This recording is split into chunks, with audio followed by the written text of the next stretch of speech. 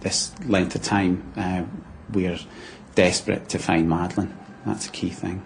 Kate and I strongly believe that Madeleine was alive when she was taken from the apartment. Obviously, what we don't know is what happened to her afterwards, who's taken her and what her motive is, and we're desperate to find that. On the night of May 3rd, 2007, the world was shaken by the disappearance of 3-year-old Madeleine McCann from a holiday apartment in Praia da Luz, Portugal. What began as a family vacation turned into one of the most haunting mysteries of modern times. For her parents, Jerry and Kate McCann, it was the beginning of an unending nightmare.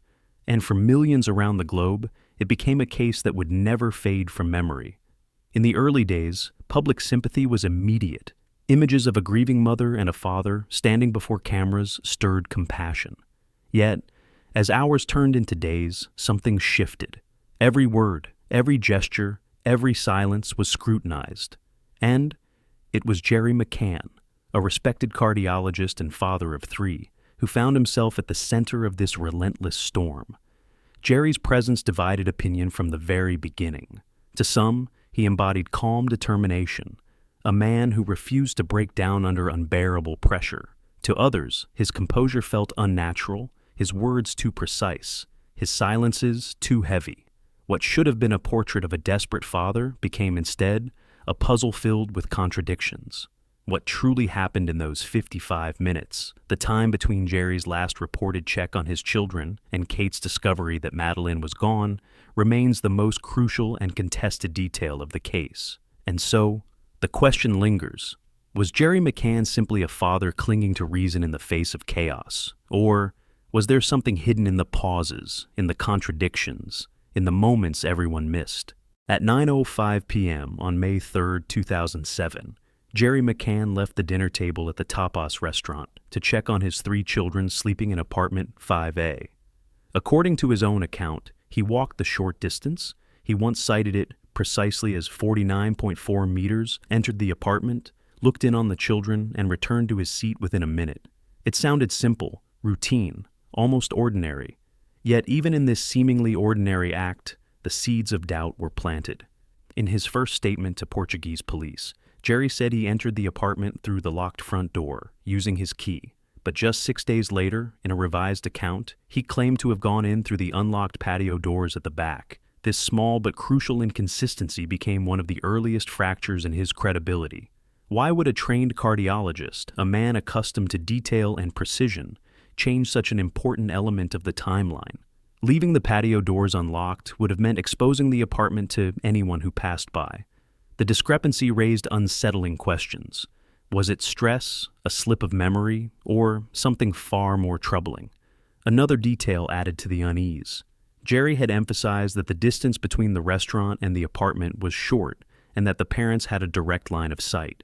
But when investigators examined the layout and even analyzed satellite photos, they discovered that the line of sight was not as clear as Jerry had suggested. The bedroom window where Madeleine slept was not visible from the table. What seemed minor at first became significant. Could the parents truly have kept their children under watch that night? At 10 p.m., Kate McCann returned to the apartment for her own check. She reported that the bedroom window was open, the shutters lifted, and the curtain blowing in the wind. Her scream alerted the group. Jerry rushed to her side, but witnesses later recalled his reaction as strangely restrained. He organized searches, issued instructions, but showed no visible panic. Some described him as calm under pressure, others as unnervingly composed. Why did he not break down, cry out, or lose control in the way most people expected a father to do? That evening, the timeline between 9:05 and 10:00 became the foundation of the entire case. It was within this narrow window that Madeleine vanished without a trace. And as investigators began piecing together statements, Jerry's role in those 55 minutes stood out, not only for what he said, but for how his story began to shift.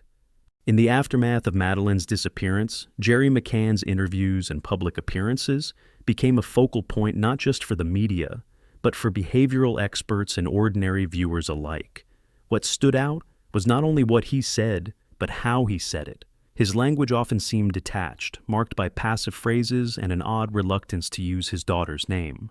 Instead of Madeleine, he sometimes referred to her simply as the child. Instead of describing the nightmare as the abduction of his daughter, he called it the situation. To many, such linguistic choices suggested a distance, psychological, emotional, or deliberate.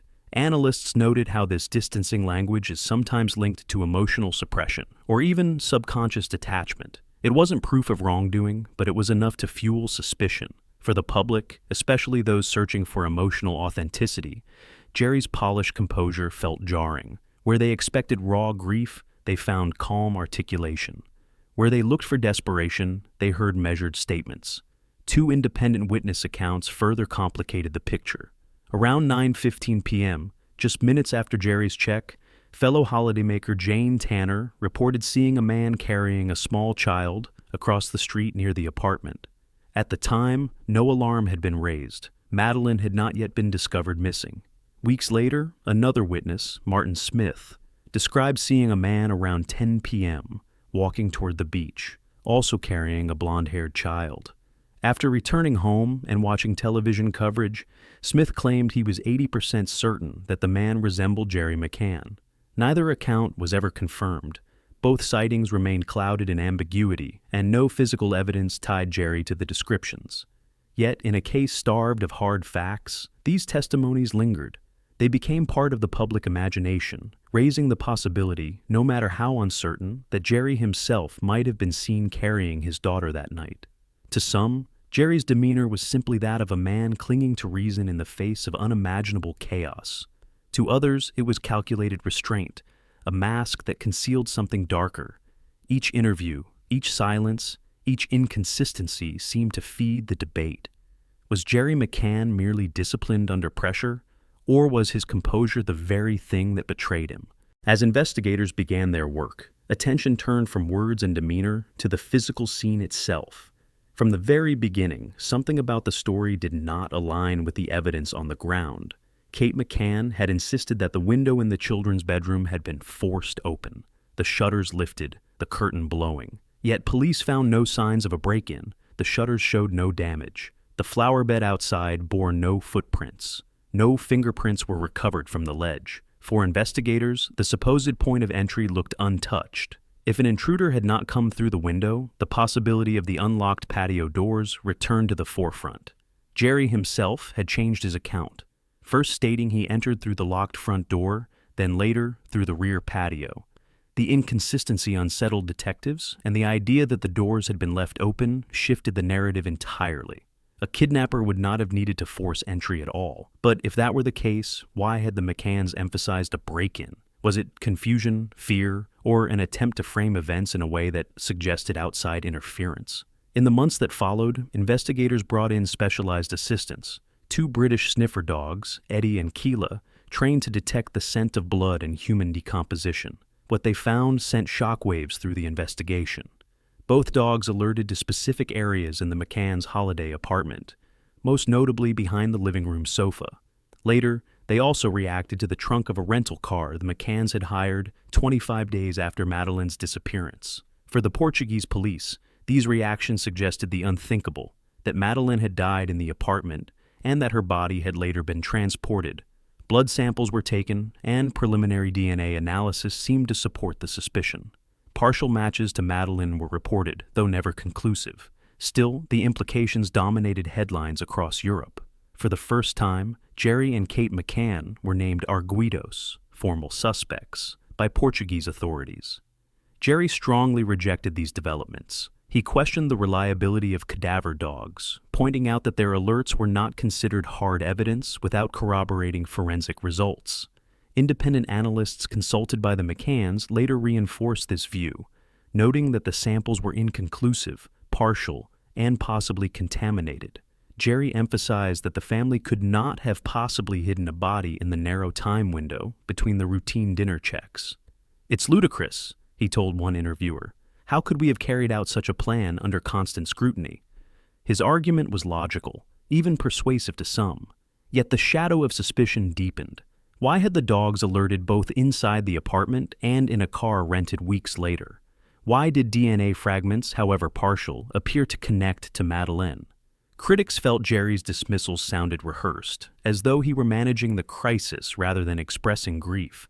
Supporters countered that he was doing what any rational parent would do, focusing on inconsistencies in the investigation to protect his family.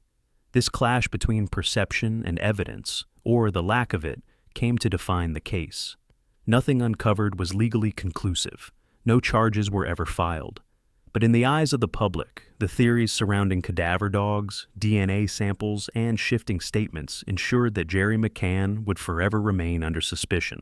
From the earliest days after Madeleine's disappearance, Jerry McCann assumed a role few fathers could imagine, not only as a grieving parent, but as the public face of a global campaign. While Kate often appeared shaken, sometimes silent, Jerry became the voice of the crisis. He stood before cameras, addressed the press, and carefully shaped the family's message. To supporters, this was strength, proof of a man who refused to collapse. To skeptics, it felt orchestrated, as though every word had been chosen, not from the heart, but from a script. The pattern became most apparent in his interviews. In January 2008, Jerry and Kate sat down with Vanity Fair. It was a chance to clear the air, but instead, it left many unsettled. Jerry described the need to promote Madeleine in order to keep her in the public eye. The choice of words, promote, a term more suited to marketing than mourning, sparked criticism. Was this about finding a child or managing a brand? Later in the same interview, he denied ever being regarded as a suspect, even though Portuguese police had formally given him and Kate arguido status. To readers, the denial seemed at best a half-truth, at worst misleading. This tension carried into the Mayday for Madeleine campaign launched in May 2008. Polished posters, a hotline, and a new website were unveiled. Jerry urged the public to bypass official authorities and send information directly to the family's private investigators. To some, it was an act of desperation, a father cutting through bureaucracy to get answers. To others, it looked like an attempt to control information, raising uncomfortable questions about transparency. Why sidestep the police? Why filter tips through private channels? The media's portrayal shifted as well. At first, the McCanns were victims, tragic parents in need of empathy. But as Jerry's polished composure persisted, sympathy began to erode. Commentators compared him to a politician, too polished, too careful. Even when he said, "We believe Madeleine is still alive," the words lacked the raw emotion many expected. And yet, despite the criticism, Jerry pressed forward. Every press conference, every interview carried the same consistency: denial of wrongdoing, dismissal of unproven allegations, and an unwavering focus on finding Madeleine. Whether viewed as calculated or courageous, his role in the media turned him into something more than a father. He became the strategist of a campaign that blurred the line between searching for a missing child and managing a public image. As the years passed, Jerry McCann's public presence shifted. In the early stages, he had been constantly in front of cameras, answering questions, controlling narratives, steering the campaign. But slowly, he began to appear less frequently, and when he did, his words grew shorter, his tone more reserved. Silence, once interpreted as suspicious, started to become part of his identity. To critics, it was evasive. To supporters, it was discipline. One of the most defining moments of this tension came during a Spanish talk show appearance in 2007. When asked about blood traces found in the apartment, Jerry's composure cracked. He stood up, removed his microphone, and walked off set. The image of his empty chair beside Kate became symbolic. For many, it was the first real glimpse of raw emotion. Yet, even then, the public was divided. Was this the stress of a father pushed beyond endurance, or the reaction of a man cornered by evidence he could not refute? Over time, Jerry adopted a more controlled strategy. He stopped engaging with conspiracy theories, ignored the growing online forums dissecting his body language, and refused to respond to every accusation. Instead, he leaned into repetition. "We've never stopped looking for Madeleine." It became his mantra, his shield. Where others might have lashed out, Jerry chose restraint. The creation of the Find Madeleine Fund became the backbone of this persistence. Through it, Jerry and Kate maintained annual statements, campaigns, and public reminders. These messages were carefully written, precise, and consistent. They carried little visible grief, but they ensured Madeleine's name never faded. His silence outside those moments became almost louder than his words. By the late 2010s and into the 2020s, Jerry's media appearances were rare, often limited to anniversaries or documentary projects. His face no longer filled newspapers daily, and the furious debates around his tone began to soften. Yet the image endured. Jerry McCann, calm, measured, never giving up, never breaking down. For some, that restraint confirmed suspicions that he was always performing. For others, it was the clearest proof of love, a father refusing to let grief destroy him. Either way, his silence became as much a part of the story as anything he ever said. A decade after Madeleine's disappearance, Jerry McCann appeared once again on the BBC. The setting was subdued, reflective, far removed from the press conferences and campaign launches of earlier years. His words carried a quieter weight. "There's an ongoing constant pain from Madeleine's absence." It was one of the rare moments when the polished exterior seemed to slip, revealing a father who had lived too long in the shadow of loss. And yet, even in that vulnerable tone, Jerry remained deliberate. He avoided specifics about the night of May 3, 2007, steering clear of the contradictions that had haunted him for years. Instead, he focused on endurance, raising the twins, continuing with life, but never giving up hope. To some, this sounded like dignity. To others, it was another form of careful control. In later appearances, including a 2018 BBC Radio 4 interview, Jerry spoke of faith and doubt. His voice trembled as he admitted moments when he felt abandoned by God. Listeners described it as the most human he had ever sounded, a confession that cut through years of restraint. But even then, skeptics questioned the timing. Why reveal vulnerability only after public interest had waned? By 2020, with German authorities naming Christian Bruckner as a suspect, Jerry and Kate released a restrained joint statement. "We will never give up hope of finding Madeleine alive. But whatever the outcome, we need to know the truth." It struck a balance between optimism and realism, a tone that had become their hallmark. In 2024 and 2025, as police renewed searches in Portugal, Jerry chose silence once more. No interviews, no emotional appeals. Instead, the Find Madeleine Fund issued brief statements repeating the same promise. "We remain committed to turning over every stone." His absence in front of the cameras was striking, yet his presence was still felt, steady, unwavering, defined not by drama, but by persistence. 18 years later, Jerry McCann is no longer just a father under suspicion or a strategist before the press. He has become a symbol of endurance, a man whose every word in silence has been dissected, but whose commitment to searching has never wavered.